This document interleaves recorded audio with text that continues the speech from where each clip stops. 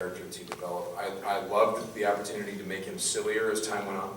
You know, he was very serious in the beginning, and hopefully it was funny how serious he was against Josh being an idiot and being like, I can't stand this guy, oh God.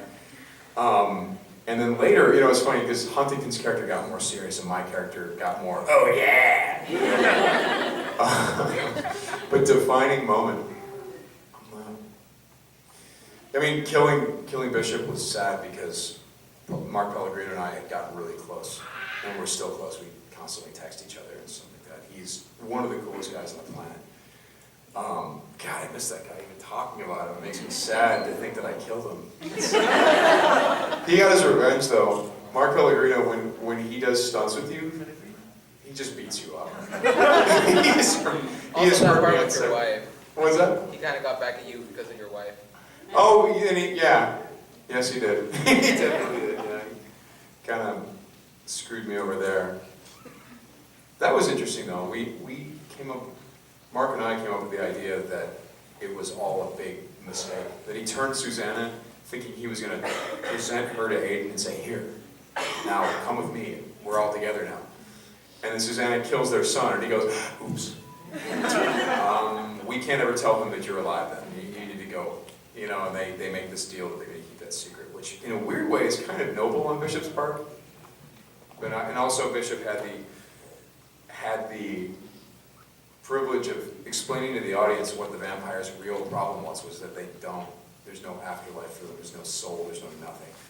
And for Bishop, the guy who's always saying, being a vampire is awesome, let me pop my collar, this is so amazing, for him to finally say, also, we suck, it sucks, we have no soul, if we die, that's it. So Bishop was, refused to kill her. It's like, I'm sorry, that's beyond my moral code. I won't do that. But yeah, defining stuff. I just don't even know. There was so much. Well, there were so many of them. I mean, like those writers never threw me a softball. It was always a defining moment for that character. It felt like. Which was the pleasure of doing that show, and by the way, which makes it so hard to find what I want to do now, because sometimes you do jobs, or you'll talk to other actors who have great jobs with high profiles and stuff like that, and great press, but they hate what they're doing. They just hate it. They're just like, hey Steve, and they walk by, or they say a bunch of lines about a crime. They're like, well, we've worked on the DNA, and we found that, and this and that, and that means this, let's go talk to this guy. And that's their job every week. And they're doing great financially, but storytelling-wise, they feel not that great. I've had actors from very big shows say to me, man, I'd rather be on your little show, because you get a workout. You're always doing something interesting. I loved the episode where for the entire episode, Aiden was hammered. That werewolf dance bar. I don't drink. I can't believe I'm telling this story. I don't drink. So I talked to my buddy Glenn Howerton, Always Sunny in Philadelphia, and I said, listen Glenn, I've seen you play drunk really well. Here's what I'm thinking about doing. And he was trying to give me advice. I'm like, yeah, well, here's what I'm thinking about doing. I'm going to get sloshed, and I'm going to film myself. And then I'm going to try to copy that, so I know what I look like when I'm just hammered. And he goes, okay, well, all right, get some vodka and blah, blah. And he didn't explain to me not to drink the whole bottle. I didn't know. Oh, wow.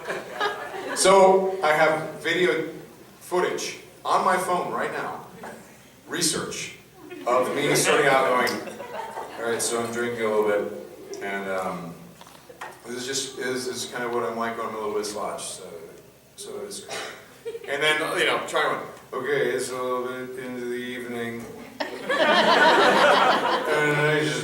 I don't even know if I like this, but this is what I like. So what? Oh! And then finally, later in the video, I can't leave them alone when I'm drunk, and I just want to be sober. So I ended up on the bathroom floor, vomiting into the... And people were like, you drank the whole bottle? I'm like, no one told me not to. So what's funny is I talked to Glenn, and he's like, okay, I've seen those videos. He's like, I know you're supposed to be super slosh for the episode. He's like, pull it back from what you actually were like slosh. So as off the wall as I was in that episode, in real life, I'm worse. I don't drink. I didn't know. I had no idea. I'm like, I don't know. What's this about? So, defining moments in my life. I'll tell you what, after that experience, I'm like, I'm glad I don't drink, man. Have a glass of wine with dinner, I'll leave it at that, you know. And I had to go to work the next morning and do a fight scene with a couple of dudes pulling me into a van. I don't know if you guys remember the fight scene. It's the fight scene where a couple of vampires try to grab me, and I fight back really well, and then one of them puts a gun in my head, and I'm like, whoa, not the head, not the head. I hate that. And that scene was shot under alcohol poisoning. Basically, not hungover, but alcohol poisoning. So I'd be like, psh, psh, psh, cut. Oh, God. So I was laying down between takes. It was awful. It was so bad. I don't drink, and it's great. I love it. Maybe more people should fill themselves drunk. Okay, we have a question for this side over here. Sir? Going back to Battlestar Galactica days, what is it like working with Edward James Olmos? I know he inspired a lot of Hispanics to begin their acting careers and acting careers. Can you explain a little bit about what he was like in real person?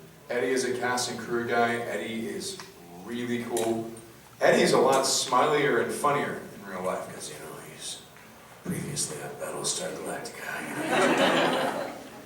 Very much like this. But if you meet him, he's like, hey, oh, Sammy! And he's just this really gregarious, wonderful, energetic guy who happens to be ridiculously talented. I mean, just so good. I mean, not just with his capabilities and what he's able to bring, but just how smart he is about how he tells his story. And he's great. He was a real inspiration for all of us on the set to watch how he worked. Huge, huge. And I love seeing him at these cons. It's so great to bump into him. Yeah, almost has a big following down here. You better. Somebody else on this side? Yes, ma'am? Do you feel your character deserved the happy ending that he got? In Being Human? Yeah. Okay, did Aiden deserve a happy ending is the question. And my reasoning, look, the guy was a serial killer. He's probably killed thousands of people. So in that way, probably not. And I would have supported it if he didn't. But on the other hand, everything we saw of him in the series, he was trying to be a good guy, and he got his ass kicked over and over again. You were suffering a lot Yeah. at your age. More than any character, that guy got his butt kicked. So I'm like, you know, if we do give him a happy ending, I don't think it's undeserved. I don't think the audience is going to go, oh, come on! You know, I think they'll be like, oh, thank God. This poor bastard. You know, things just constantly went badly for him. And if they weren't going psychologically badly, he was getting beat up. And I remember trying to explain that to the showrunner, because there was that fight scene I told you about with those people trying to pull me into a van. In the script, they say, a couple of vampires jump out and throw Aiden in the van. And I'm like, and I was like, okay, you know how we say that the older the vampire is, the tougher he is? And they're like, yeah. And Aiden isn't as tough because he's not drinking live blood, so he's a little bit less tough. But these vampires are the young vampires, right? The brand spanking new ones. They've been vampires for 5 years. Aiden's been a vampire like 200 years. They're like, yeah. I'm like, so can I win a fight? Ever? Please? And they're like, you win fights all the time. I'm like, I don't think so. They're like, yeah, you do. I'm like, have you watched our show? It's a pretty good show. You like it? You like the show. You want to watch it? It's quite good. So I actually had to create a list of all of the fights that Aiden had throughout the show. Which ones were wins, which ones were losses, and which ones were ties. And it was loss, loss, loss, loss, tie, loss, loss, loss. Win, but he didn't really win, and then a loss. So I'm like, can we show that this guy at least is capable a little bit? And they're like, all right, fine. And I'm like, but we have to get you in the van. How do we get you in the van? I'm like, have someone put a gun to my head. In the last season, he got shot in the head, and he hated that. So have him go, oh, no, okay, you win. I don't want to get shot in the head again. So. Hey, sorry about that. I got to say something real quick. I love that the script directions sound like a 1930s reporter. That's right. We have one question in the back there. Nope. Sorry. Okay, well, one more question real quick, and actually, if I get ma'am back there real quick? Yes. I love that show, that Being Human show, but I know the show, I know. I've heard of it. You know the one where you don't win? The one where I lose a lot, the one where I get beat up. Yeah, that show. I grew up watching vampire movies since they were in black and white. And I like to say that vampires have come a long way. They can be out in the sun now, they can even... Oh, what was with that They're actually? getting younger and younger. They suck in their cheeks a lot more. They pout. So sad for me. And Yeah. I'm glad for that because now they're more, how do you say it, modern. They're more modern, but like, you know what? I kind of miss the sort of, you know, like Bela Lugosi and Christopher Lee vampires. You know, Yeah.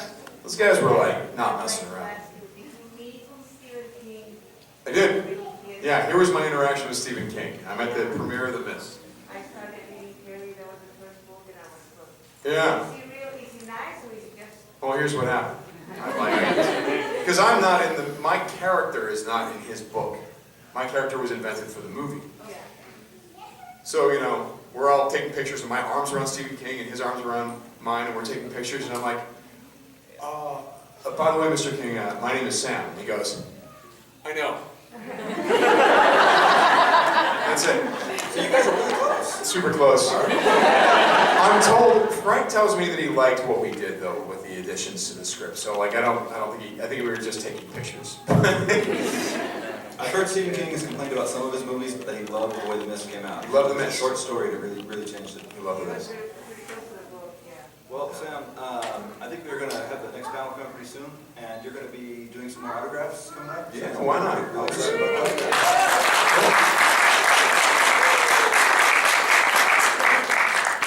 Thank you very much for coming to South Texas to work on. Oh, thank you for having me. Thank you very much.